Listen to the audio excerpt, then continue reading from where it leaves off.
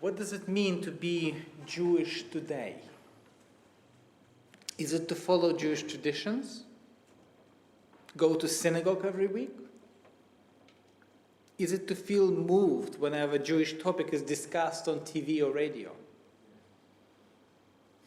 This question is at the core, I think, of a very trending topic today in the society. And of course, I mean the film Barbie. Did you know that Barbie is Jewish? Or is she? Is Barbie Jewish? This is the question I asked myself today. So yes, Barbie has Jewish roots. Barbie was created by Ruth Handler, a Jewish woman born with the name Ruth Moscovich in 1916. Handler was a daughter of Polish Jewish immigrants and became one of the founders of Mattel, with her husband Elliot and their friend and business partner Matt. This is the name, Matt and Elliot. Which is interesting that Ruth's name was left out of the name of their business. So Ruth Handler had a difficult childhood. Her family was very poor. Unfortunately, her mother fell ill and could not take care of her. So thankfully Ruth, this is Ruth on the picture, Ruth's older sister Sarah stepped in and took Ruth under her wing. Despite not having any children of her own, Sarah worked hard and became a positive influence on Ruth. By the way, the fact that Sarah, a woman, could work at that time was very unusual in the society. It became an essential lesson for Ruth, and Sarah, her sister, became her model, her example of behavior, example of a woman. So Barbie's origins can be tracked back to the time when Ruth observed her daughter Barbara playing with paper dolls, which were the most popular then. So Ruth noticed that Barbara was fascinating with the adult female dolls, that she could dress them in various outfits. This way, young girls could see themselves in the future. In honor of her daughter Barbara, Ruth named the iconic doll Barbie. Ruth realized that not every girl wanted to play with toys portraying a woman in the domestic sphere. Her daughter was interested in the full range of possibilities that existed for adults. So, Handler decided to create a doll for young girls that resembled adult women. Ruth made a doll reflecting her goals as a working woman to inspire young women to pursue the workforce and careers. Barbie started a revolution. Despite initial hesitation from Mattel board, the first Barbie sold an impressive 350,000 dolls in 1 year, 1956, in the first year, beginning a phenomenon. Over time, the doll was evolved to reflect societal changes, incorporating popular trends, styles, and historical events. As of 2020, and I think that now is pretty much the same, Barbie is available in 8 different body shapes, 35 skin tones, and 94 hairstyles. 94 hairstyles. You might ask, what's Jewish about this story? Is Barbie Jewish? Well, it depends on your interpretation. Barbie was never explicitly and openly Jewish. She never told anybody that anyone that she was Jewish. However, well, first of all, her mother is Jewish, So we might assume that she might be Jewish. But however, we know that she was modeled after Ruth Handler's herself. So her mother is Jewish.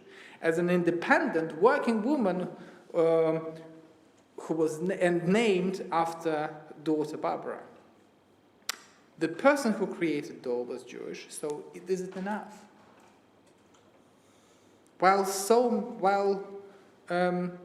the original Barbie is a symbol of an Anglo-Saxon white woman for so many, with the blonde hair, and at the same time, others have seen her as a Jewish icon. And the doll has even been a target of anti-Semitism. Did you know that in 2003, Saudi Arabia banned the sale of Barbie dolls? And in the official statement from the government, the state religious police wrote, "The Jewish Barbie dolls have revealing clothes and shameful postures, and therefore should be banned." So that doll was called Jewish by somebody, and that was one of the reasons for banning it. So is Barbie Jewish? The Tribe, the 2005 documentary, discusses why the fact that Barbie doesn't look Jewish isn't exactly accurate, since there isn't a way to look Jewish. We have many ways to look Jewish, and you can't really say, oh, Barbie doesn't look Jewish and therefore she isn't Jewish. So I think this is precisely the key to understanding Barbie's Jewishness.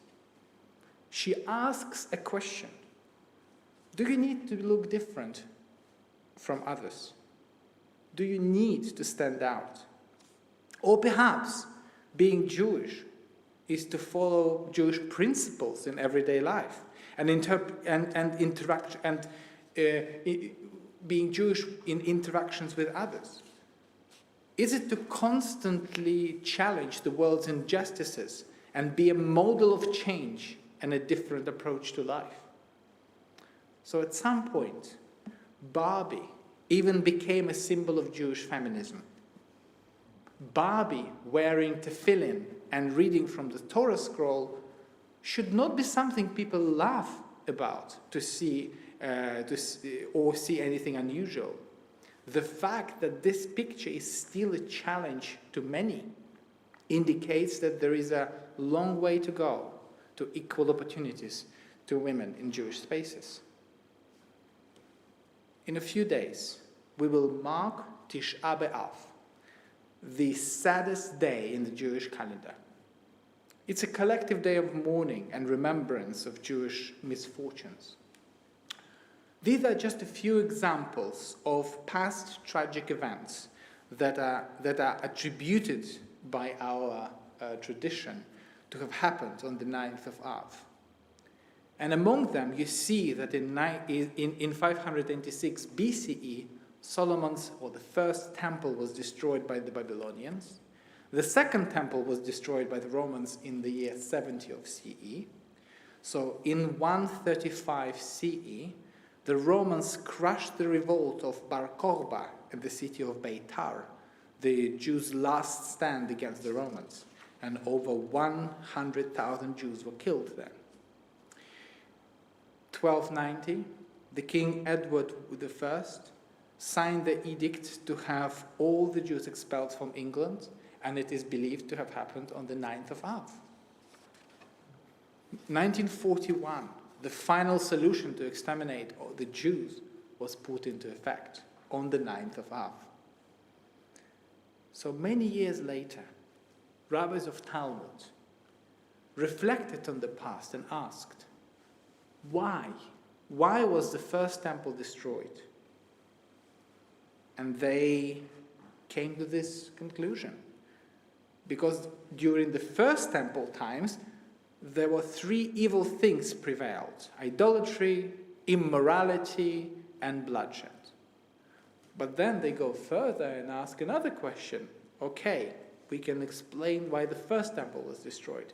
But why was the second temple destroyed? Whereas in its time, people were occupying themselves with Torah, observance of all commandments, and the practice of charity.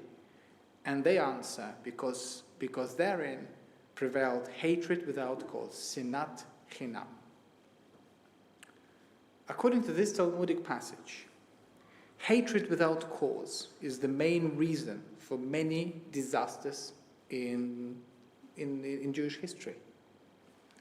Sometimes it feels that we are more concerned about being a better Jew than being a better person. Competition and trying to belong to a better tribe than others can lead to disastrous consequences. We can see it in politics. Sometimes it's better for people to belong to a better party than to seek a better future for the country. The story of Barbie doll and the destruction of the temple have many shared messages. There is more than one way of being Jewish. There is more than one way to answer one question. And there is more than one way of being a woman or a man. To be different doesn't mean to look different. To be Jewish doesn't mean to follow one pattern of religious life. Sometimes it means to be blonde, popular, and challenge stereotypes. Shabbat Shalom.